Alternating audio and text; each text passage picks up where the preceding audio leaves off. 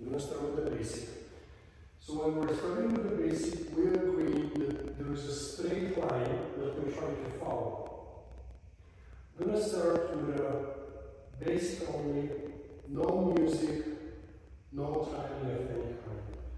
Step to the right, step forward, brush your feet, step together, step, brush your feet, step back, replace, brush your feet, step, together, step. The next layer that we're going to add is a slows and quicks from a timing standpoint, no numbers yet. So we're going to have slow, slow, slow, quick, quick, slow, slow, slow, quick, quick, slow, slow, slow. I'm going to add some numbers. 1, 2, 3, 4, and 1, 2, 3, 4, and 1, 2, 3. Different angle, same idea. Right foot free, going to the right. 1, 2, 3, 4, and 1, 2, 3, 4, and 1, 2, 3. Feet on the floor, feet end up being together when we are closing them, specifically the heels. Feet are always turned out. Posture straight, vertical, slightly forward, poised if anything. Always looking up, nose above water, slightly higher. Your directions are extremely important because when I say direction, I'm referring primarily about the straight lines that we're trying to create. Cha-cha, from essence standpoint, cha-cha is a straight line dance. So cha-cha does not constantly alter directions in between lines. Meaning, when you're dancing a basic, you would like to stay in that one straight line versus creating triangle. The main reason for that is because when you're moving together with your partner, you're connected and you have agreed on initially on a certain distance between. From a practice standpoint, if you face a wall, for example, there will be a distance between you and the wall. In this particular case, if I face the wall, here's the distance between me and my partner. When we move with the basic, regardless of what the basic tells us or any other figure, we're for the most part trying to follow the same line. Every time you're curving your line and you're going offset, you're creating issues for you and your partner. So making sure that straight line sustains is a must. While dancing with your partner, I've said it more than once, there's no lead and follow at the higher level of dancing.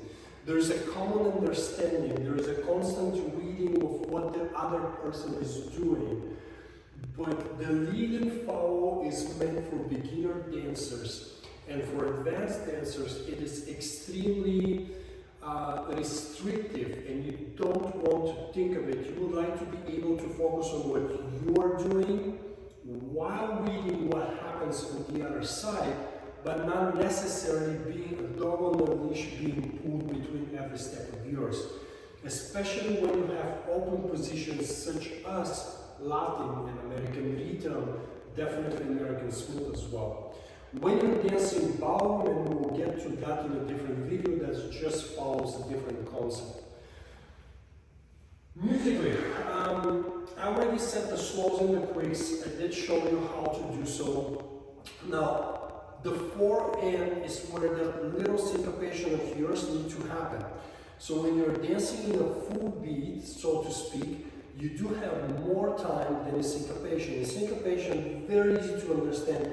You get a beat, you chop it on X amount of parts needed, all of a sudden it becomes many little parts. That means you have to be pretty fast when you're dancing it. So if you're watching a very advanced cha-cha, you would see that there is a plenty of contrast between the steps. It's not a flat dance of any kind, musically speaking. There are contrasts, there are slows, there is a quick, and the way they achieve that is by having a clear understanding of what each step represents. It is not a flat dance of any kind. Another thing that we started talking about is extensions of the lower part before moving the spine on the top of the foot. So for example, if I dance to the left with the left foot, I will commence with the left foot and then I will swing the upper body of the left foot. What you would like to avoid is dropping everything. That would be not a good level of dancing, so to speak. So music, coordination. Let me talk about arms for a second. When you're self-improving, you always want to kind of picture a silhouette, a person that you're working with in front of you. Frankly, even if you were to face the wall, if you have your arms put together in the correct way, just like if you were to dance with your partner, that would be a gold thing. That would be fantastic. Because you're right away starting to represent every single movement of yours in relation to your partner, instead of trying to do so only when you're with him. So, in the very beginning of the cha-cha base, before you get to any other movement, your right arm is typically connected to your partner.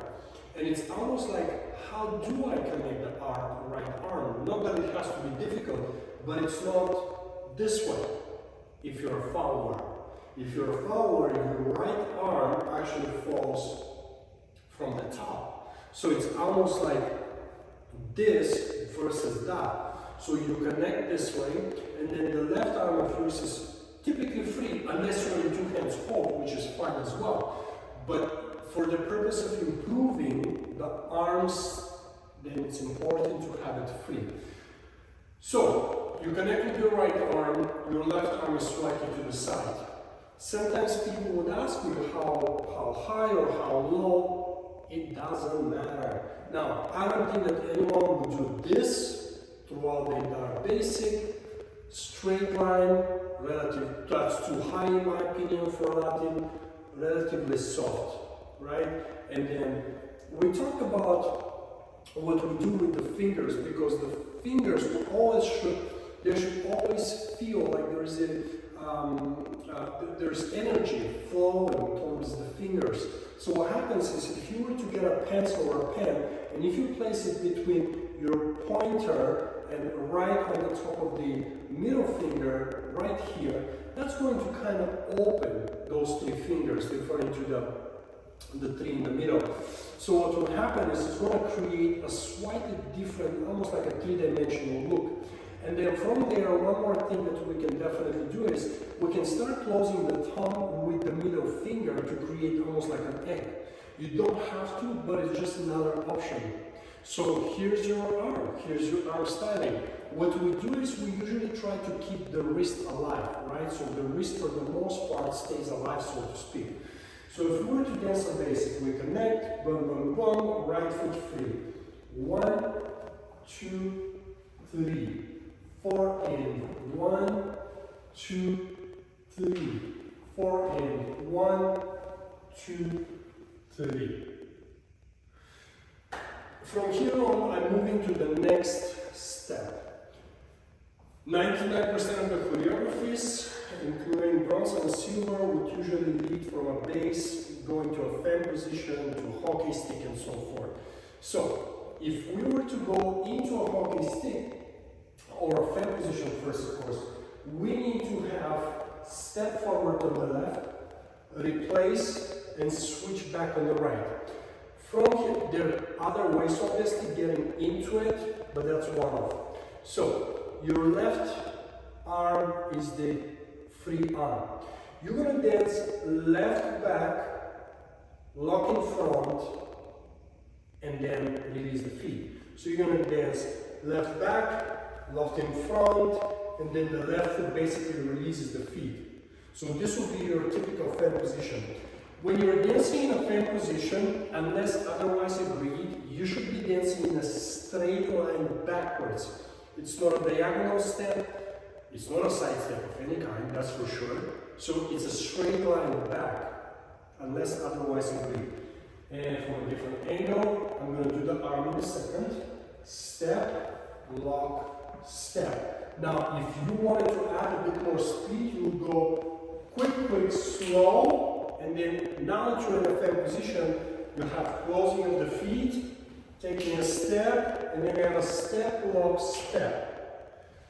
So, from an arm standpoint, the arms, they don't have to be difficult in the first place. They always follow our legs. How do we do that? The right arm always connects with the right foot, and the left arm always connects with the left foot.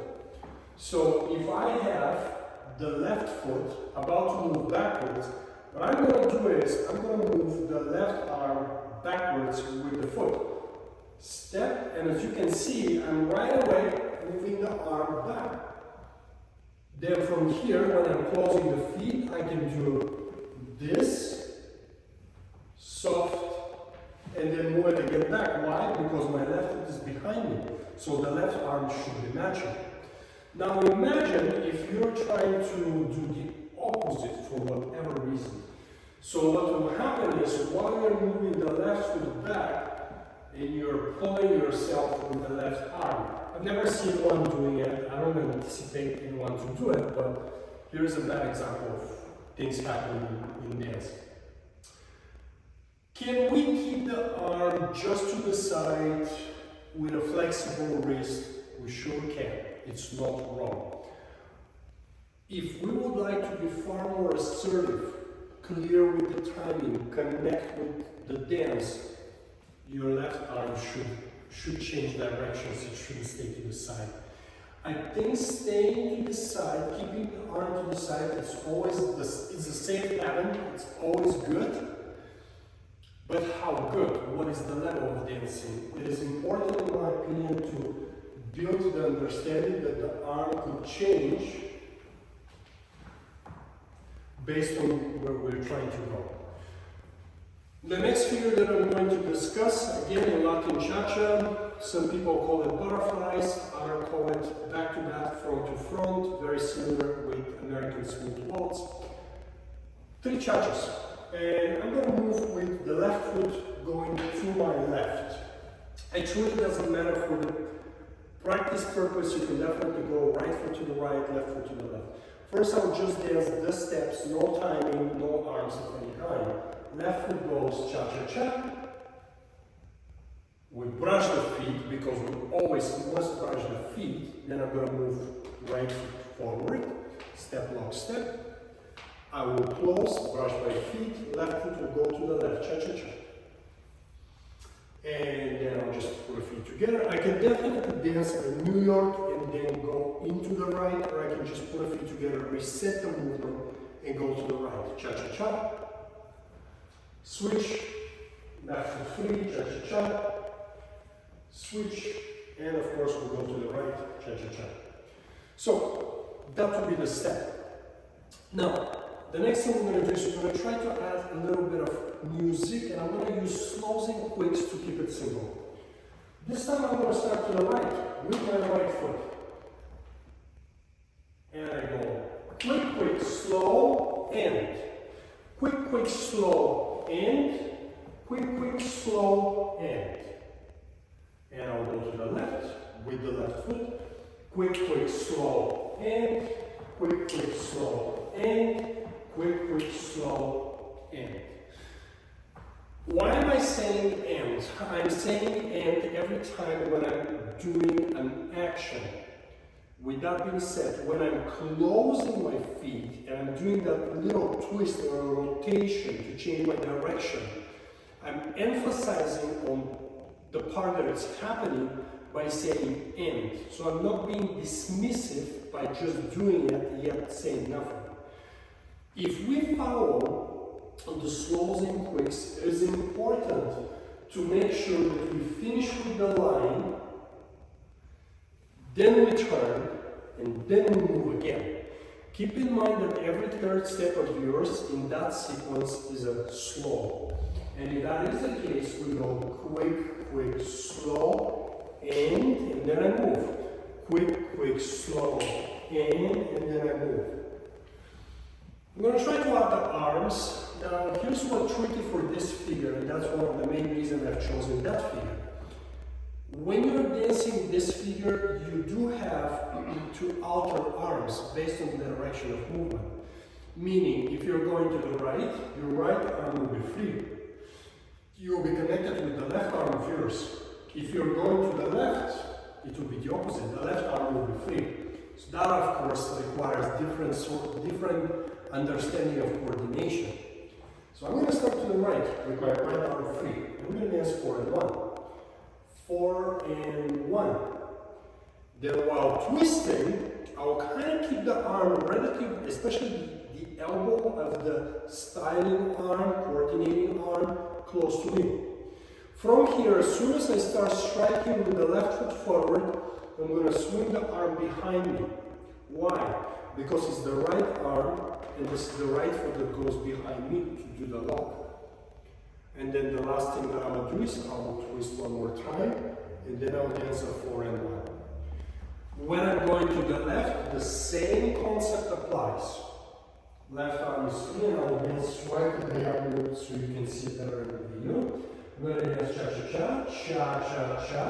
I will close the feet, and now my left arm should go behind me because the left foot locks are behind. Here's the closing, and then of course a 4 and 1 once again. Straight line. This figure is so interesting because I see so many people dancing in variety of different ways, so to speak, and not all of them are complementing them. This is a straight line figure.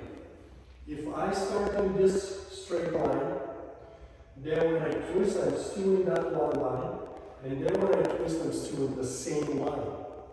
Ideally, especially being done by a super high level dancers, that would be the way to be done. And what we often see is fluctuation of the space in between.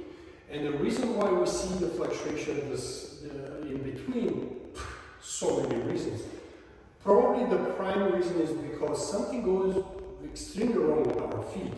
We don't close our feet, we don't brush our feet, we under-rotate, we over-rotate. A lot of it is to a degree connected with our legs. Now, the rotations as itself, and it's a very separate topic, does come from the center and not from our feet. Our feet, they stop the rotation or they commence adding some speed, but it's the center that truly turns us. Okay, one last thing, that would be strictly progressive movement. So, 3 cha-chas forward, 3 cha-chas backwards, that would be your, as traditional as it gets, movement. So if I move backwards, I'm going to move back on my left foot first. I'm going to dance 3 cha-chas backwards. Cha-cha-cha, cha-cha-cha, cha-cha-cha, and I'll do the same thing, but moving forward, and step, lock, step, step, lock, step, and once again, the step, lock, step. When you're dancing progressively, a step, lock, step, you always have rotations. So a wrong way to do is to keep your hip flexors and shoulders parallel to your partner and never rotating. So this, for example, would not really complement your cha-cha-cha whatsoever. So what you want to make sure that you start opening and closing. Now, if you add all the information given so far in the video, such as music, and you can definitely count with closing quicks, with 1, 2, 3, 4, where obviously that becomes 4 and. If you add the arm, now in that particular figure, typically the right arm is connected, which means the left arm is free to move. On the top of that, proper posture, closing when you have to close, allowing the spine to follow the leg work, a proper turn out of the feet. If you add all of this, then you're looking at a very different locking actions, so to speak. What is important is when you're practicing and emphasizing that again, the right arm or the left arm, depends on the figure, needs to stay in front of you. That's how you connect. We often practice without thinking of it, and our arms are either doing nothing, either sort of being waved. And once we connect, not that we always think of it or we feel it, but the fact of the matter is that we restrict the body and we start changing the shape and the idea of how we do things. So when practicing as close as possible to the realistic, work with our partner is very important. When dancing the 3 rocking step backwards, I'm going to have my left arm free, of course, as explained. Right arm connects from the top. The arm is slightly to the side. We talked about the pencil, we talked about the egg.